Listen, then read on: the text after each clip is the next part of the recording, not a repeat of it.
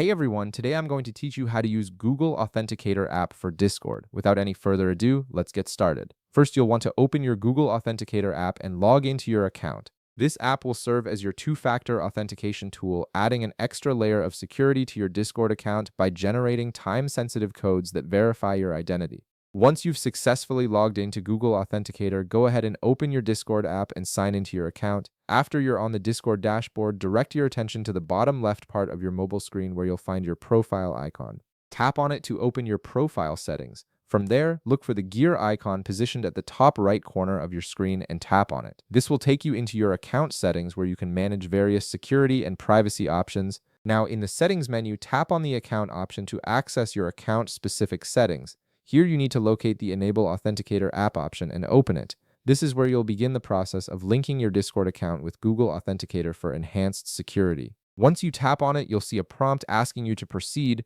Click on Next to continue. After clicking Next, Discord will provide you with your two-factor authentication keys, which is a 36-character code. This code is crucial as it's what links your Discord account to Google Authenticator. Go ahead and tap on the copy option to copy this code to your clipboard. Make sure you copy it accurately as you'll need this in the next step. Now head back to your Google Authenticator app. Once you're there, tap on the plus button located at the bottom right part of your mobile screen.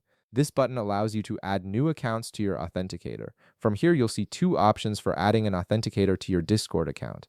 Select Enter a setup key as this is the method that uses the code you just copied from Discord. All you have to do now is paste in the 32-character key from Discord into the field provided. Additionally, you'll need to add a name for this account in the designated field. You can simply name it Discord or something more specific like Discord main account, whatever helps you identify it easily. Once you've entered both the key and the account name, press the Add button to complete the setup, and that's it.